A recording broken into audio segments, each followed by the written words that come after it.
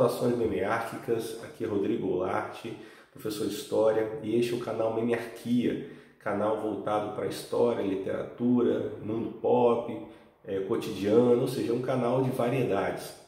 E o vídeo de hoje ele se refere ao primeiro desses temas que eu mencionei, ou seja, História. Que história é essa que nós estamos falando aqui no canal? Bem, para a gente entender que história é essa, que é o título desse vídeo, é importante que nós resgatemos a palavra história de dentro da língua portuguesa, ou seja, quando se fala história na língua portuguesa, do que nós estamos falando? Então eu recolhi aqui alguns sentidos muito comuns que são utilizados para se identificar o termo história.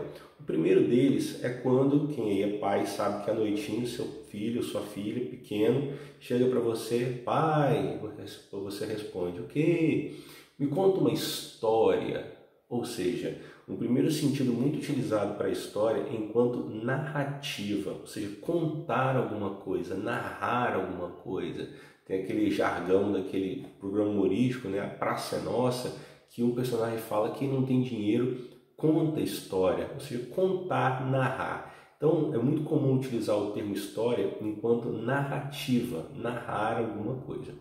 Um segundo sentido muito comum encontrado para o termo história é de algo importante. Então, você ouve quem acompanha os esportes dizendo, nossa, esse jogo foi histórico, ou seja, ele marcou, né? Ele deixou uma marca. Ou essa eleição foi histórica, foi eleito um candidato, por exemplo, que não se esperava. Ou seja, então é muito comum se ouvir o termo história enquanto algo marcante, algo que mudou uma realidade, algo que se destacou no tempo ou em uma comunidade ou em um certo momento. É um segundo sentido utilizado para a história.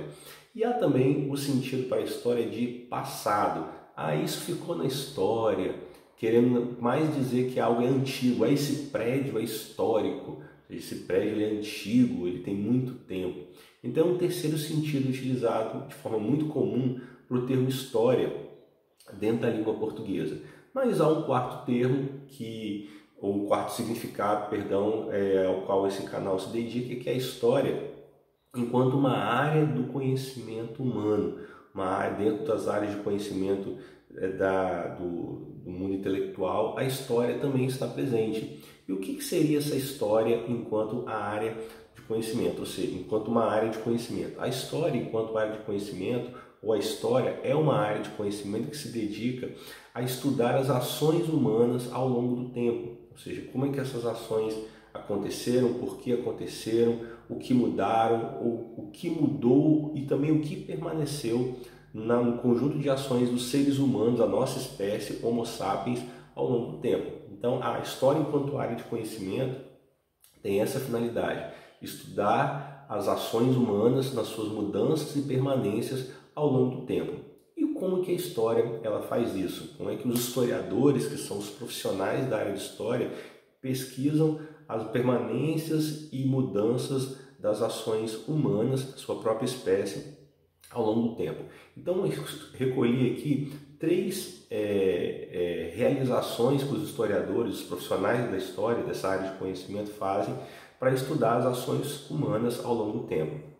A primeira delas é levantar ou construir hipóteses daquilo que aconteceu, possibilidade de explicação de fatos ocorridos. Então, esse é um primeiro instrumento utilizado pelos historiadores. Para explicar esse fato, os historiadores eles buscam evidências para explicar esses fatos. E uma terceira, uma terceira atitude desses historiadores para entender essas ações humanas ao longo do tempo é analisar essas evidências, ou seja, construir hipóteses, buscar evidências para comprovar essas hipóteses e analisar essas hipóteses. Mas está muito vago, como é que isso acontece na prática? É muito comum, ou pelo menos eu faço de forma muito comum, comparar a história a uma investigação criminal. E essa metáfora não é minha, é de um historiador, ou pelo menos quem mais colocou isso de maneira mais concreta, foi um historiador italiano chamado Carlo Ginzburg. E o Carlo Ginzburg ele compara a história a uma investigação criminal. É algo que eu costumo muito fazer no meu primeiro dia de aula, quando eu vou apresentar aos alunos, principalmente no início do ensino médio ou do fundamental, para que eles entendam a prática do historiador. Então, por exemplo, quando um investigador criminal, a nossa polícia civil ou algo parecido, se depara com uma cena de crime, tem alguém ali numa sala morto. Então, o que esse investigador criminal ele fará? Bem, ele vai olhar, dar um panorama naquela cena e vai já ali pensar o que aconteceu com aquela pessoa ali, com aquela pessoa morta. Então, foi um assassinato, foi um suicídio, se for sendo um assassinato, que foi uma morte natural, sendo assassinato, alguém perpetrou esse assassinato, quem perpetrou esse assassinato, melhor dizendo, se for assassinato alguém, outra pessoa fez, mas quem fez, quem perpetrou esse assassinato. Então essas são hipóteses que o investigador ele vai criando. Só que o investigador, para essa hipótese ela se validar, ele não pode apenas ficar na especulação. Então o que ele fará? Ele recolherá evidências naquela cena de crime. Que evidências são essas? São fios de cabelo, secreções, sangue, digitais e, para além da cena, testemunhos, pessoas que possivelmente passaram ou estiveram com aquela pessoa assassinada antes do ocorrido. Então essas são as evidências colhidas. E posteriormente, recolhidas as evidências, esse investigador irá analisar essas evidências. Então ele pode ir para um laboratório, se forem evidências orgânicas como fio de cabelo, secreções, também as digitais. Ele vai comparar os testemunhos das pessoas que estiveram com a vítima ou viram alguma coisa próximo à morte da vítima. Então essa é a análise das evidências para que o culpado seja encontrado. Então é muito parecido com aquilo que o historiador faz, que é levantar hipóteses para entender o ocorrido, recolher as suas evidências, que nós chamamos de fontes históricas, que são diversas, são fontes de imagens, pinturas, gravuras, fontes escritas, fontes de audiovisual. Esse vídeo, por exemplo, quando ele se encerrar, ele será também uma fonte histórica, porque ele testemunha sobre um momento humano específico, no caso aí a década de 2020, então ele também se configura uma fonte histórica. Então tudo isso, o trabalho do historiador, ele é muito similar ao trabalho do investigador criminal, que é essa análise dessas evidências que nós aí chamamos de fontes. E você pode se perguntar aí, como já foi perguntado muitas vezes, como tem aquele memezinho do garotinho, que ele cruza os bracinhos e para quê? Para que estudar história? Para que gastar dinheiro com essa área de conhecimento? Dinheiro, muitas vezes dinheiro público. Para que gastar dinheiro? Para que se fazer história? Se dedicar àquilo que aconteceu? Se o historiador ele não tem o poder legal do investigador criminal, do juiz, como lá o Ginzburg compara, para que fazer história? Para que investigar aquilo que ocorreu? Sempre quando me perguntam isso, alunos ou não alunos, eu uso um exemplo muito específico, que foi uma situação acontecida no ano de 2013, em que um parlamentar da República Brasileira, ele soltou uma fala aí nas suas redes sociais, de que os habitantes da África subsaariana, eles foram submetidos à escravidão, aquele processo que nós conhecemos aí no mundo moderno e boa parte contemporâneo, porque eles tinham sobre eles uma maldição bíblica. Ele se referia àquele relato lá no livro de Gênesis, em que um dos filhos de Noé, ele tem uma situação com Noé, e Noé fica muito bravo com a situação, e Noé ele amaldiçoa esse seu filho. E foi um relato muito comum dentro da cultura cristã de que os descendentes desse filho de Noé, o Cã, eles foram amaldiçoados, e uma das marcas dessa maldição foi a escravidão. Então esse deputado, no ano de 2013, ele afirma essa sua leitura do passado em relação à escravidão. E como que a história ela se debruça sobre isso? Bem, as pesquisas históricas sobre escravidão, dentre muitas coisas, mostram que como que essas populações da África subsaariana caem dentro da escravidão. Antes disso, o que a história nos mostra? Que a escravidão ela era praticada antes desse momento em que esses habitantes da África subsaariana são tirados ali para a escravidão, mas já no mundo antigo, Grécia, Roma, entre os hebreus, só para ficar em alguns exemplos, a escravidão já acontecia.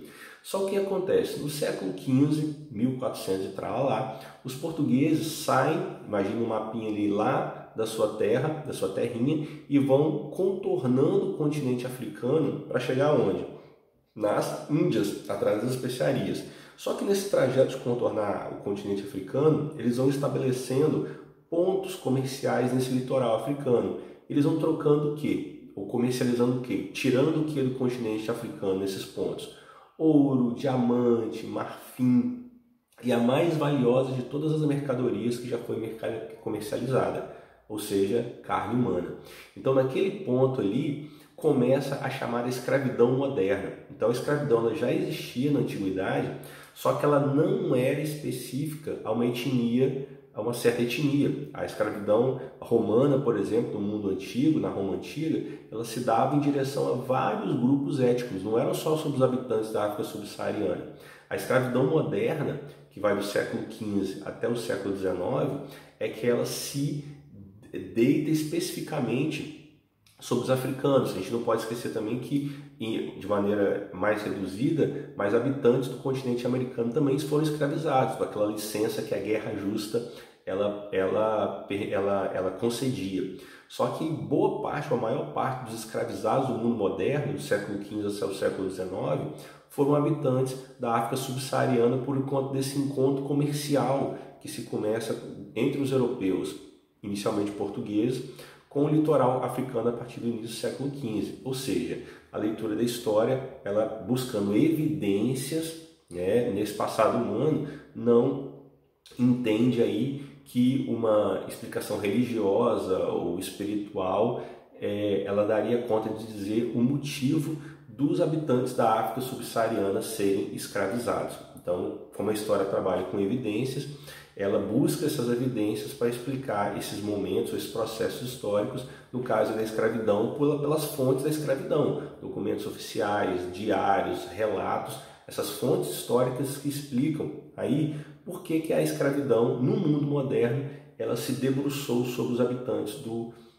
da África subsaariana. E há outros motivos também, além desse ou outros exemplos, melhor dizendo, que a gente poderia utilizar, da importância da história para explicar o passado humano, ou seja, de se explicar a trajetória humana na Terra por evidências que esses próprios seres humanos produziram, e não por algo que veio para além do natural ou para além do humano. Muita gente não gosta dessa atitude da história, porque uma das consequências que o trabalho historiador, que a produção historiográfica ela traz, é demonstrar que os processos humanos eles têm início, uma cadência e em alguns momentos eles têm um fim, eles têm um término. O que quer dizer? O que eu quero dizer com isso? A história nos mostra que as coisas têm um ponto de início, né? As coisas se transformam, as ações humanas, as obras culturais humanas se transformam. E essa produção histórica, ela vai de encontro em muitos momentos com crenças pessoais, porque geralmente a crença, nós damos a ela um crédito para além do natural, transcendental e atemporal, né? Nós temos principalmente as crenças religiosas.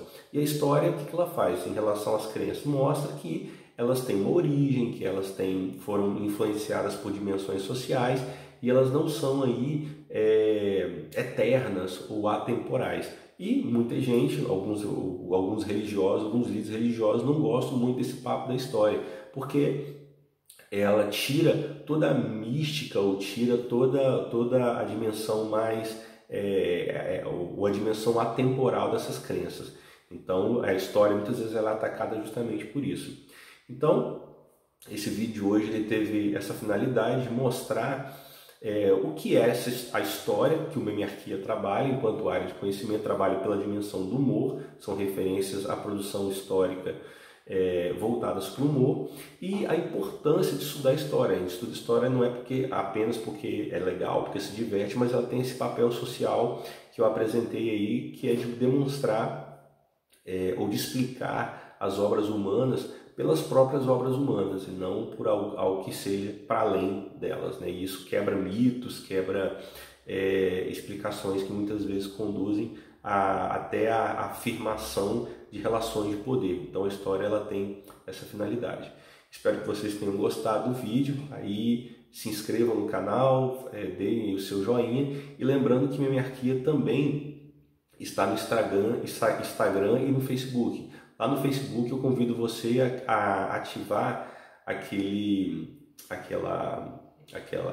ícone que você vê primeiro, porque todos os dias eu produzo memes novos, pelo menos um meme novo por dia, e você acionando ali o ver primeiro, você consegue já descobrir, rastrear aquilo que o Memearquia produziu, tá bom? Espero que você fique bem e em alguns dias temos um novo vídeo. Um grande abraço.